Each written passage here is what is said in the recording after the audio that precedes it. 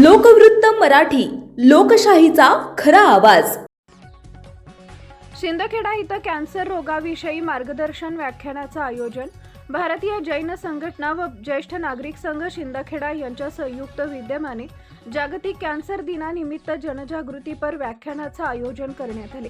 Cancer या आजाराबाबत नागरिकांमध्ये जागरूकता निर्माण व्हावी आणि वेळेवर निदान व उपचाराचे महत्त्व समजावे या उद्देशानं हा कार्यक्रम आयोजित करण्यात आला होता। कार्यक्रमाची सुरुवात मान्यवरांच्या हस्ते सरस्वती मातेच्या प्रतिमा पूजन व दीप प्रज्वलनानं करण्यात आली। या कार्यक्रमात प्रमुख व्याख्याते म्हणून doctor Shubham Ravindra Desle MBBS MD medicine हे होते। त्यांनी कॅन्सर विषयी दक्षता व उपचार या विषयावर सविस्तर मार्गदर्शन केले। कॅन्सरची लक्षणं, प्रारंभिक तपासण्या, प्रतिबंधात्मक उपाययोजना तसेच आधुनिक उपचार पद्धती याबाबत त्यांनी नागरिकांना उपयुक्त माहिती सांगितली। कार्यक्रमास ज्येष्ठ नागरिक संघ शिंदखेडाचे संस्थापक अध्यक्ष ॲडव्होकेट वसंतराव मोतीराम भामरे हे प्रमुख पाहुणे म्हणून उपस्थित होते। सदर कार्यक्रम सोमवार दिनांक 23 फेब्रुवारी 2026 रोजी सकाळी 10:30 वाजता ज्येष्ठ नागरिक संघ शिंदखेडा इथं आयोजित करण्यात आला होता। या कार्यक्रमासाठी खानदेश विभाग अध्यक्ष चंद्रकांत डागा, खानदेश महासचिव व वाचनालय अध्यक्ष अशोक राखेचा तसेच भारतीय जैन संघटनेचे शहर अध्यक्ष मयूर ओस्तवाल, विजय कवाड, इब्राहिम पठाण, सुरेंद्र देसाई, प्राध्यापक JK परमार आदी उपस्थित होते। मुख्य संपादक भूषण पवार। 9 पेशंट एकदम बरोबर होतात, कॅन्सर आपण संपवू शकतो।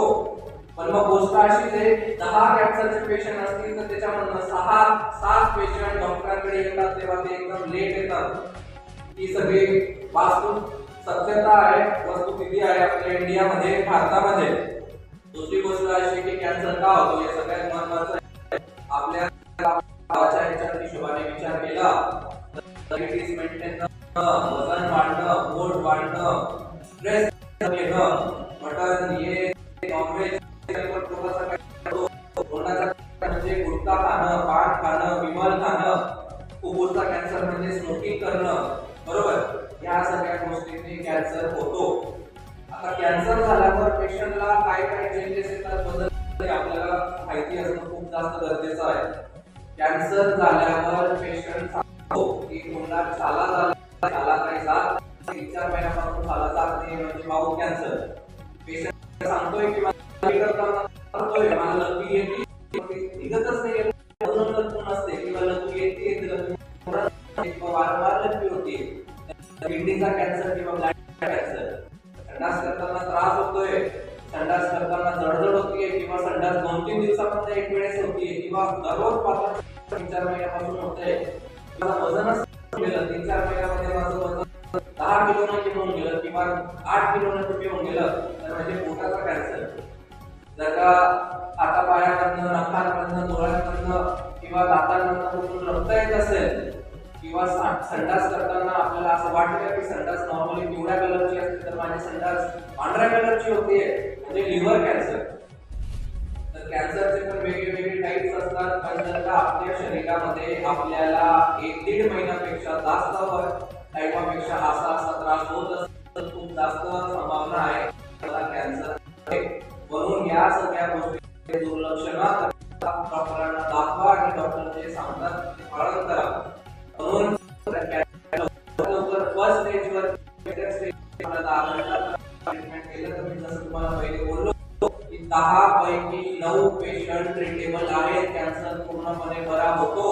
पण जर का स्टेज वाढली, कॅन्सरची स्टेज वाढली, मग पूर्णपणे बरं करणं असंभव किंवा अशक्य असतं।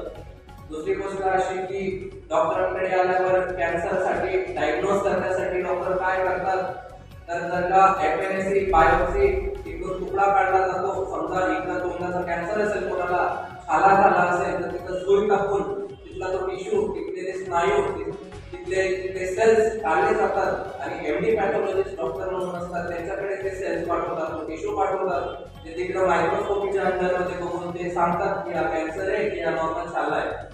दुसरी गोष्ट अशी की छाला किंवा तो कॅन्सर इकडं तिकडं शरीरामध्ये पसरला आहे त्याच्यासाठी पेट स्कॅन असतं, पेट सिटी आपण म्हणतो किंवा पेट स्कॅन असतं, ते आपल्याला डोळ्याला आपण भेटत नाही, ते डायरेक्ट नाशिकला जावं लागतं पेशंटला। तर ते पेट स्कॅन करून आपल्याला दिसतं की तो कॅन्सर तिथून शरीरामध्ये कुठे इकडं तिकडं पसरला आहे का, पेट स्कॅन मध्ये क्लिअरली दिसतं की अजून कुठे तो पसरला आहे का।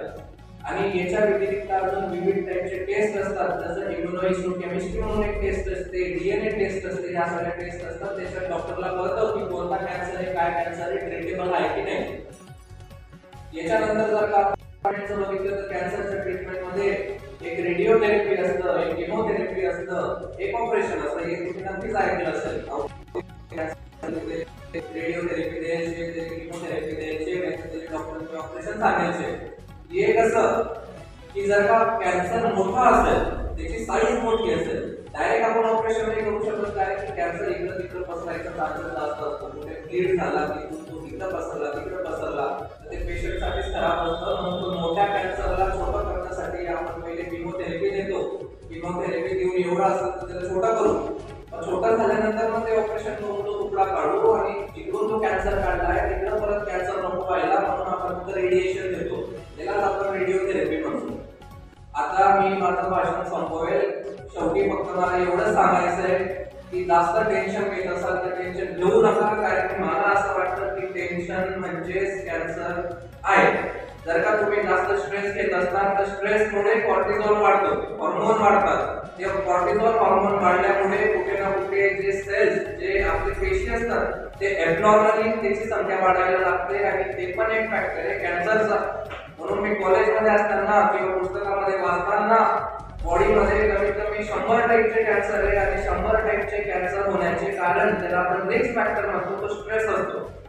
दुसरी गोष्ट अशी, जर का कोणी तंबाखू खात असतील, मला इथं जर का भाषण देण्याचा हेतू म्हणजे एवढाच की माझं भाषण ऐकून जर का 2 लोक पण त्यांचं तंबाखू, बिडी, सिगरेट, दारू सोडतील तर याच्यापेक्षा आनंद मला आजच्या भाषणाचा नाहीये. म्हणून जे लोक जर का तंबाखू खात असतील, दारू पीत असतील, सिगरेट फुकत असतील, ते खैनी वगैरे खात असतील किंवा त्यांचं वजन जास्त असेल, डायबिटीस कंट्रोल मध्ये असेल, काही लोक मी आता आज पण असे लोक म्हणतो. माझ्या स्वतःच रिलेटिव्ह मध्ये 9 लोकांमध्ये त्यांना डायबिटीस असतो आणि ते म्हणतात काय आतापर्यंत मला काय झालं नाही, पुढे काय होईल. पण असे पेशंट सिरियसली आतापर्यंत काय झालं नाही, पुढे काय होईल. पण डायबिटीसचं किंवा हे वजन वाढण्याचं या सगळ्या गोष्टींचं आज तर काही नाही होणार, पण आजपासून त्या आजाराची सुरुवात आहे आणि होईल. तुम्ही ओपीडी नाही तर काय मध्ये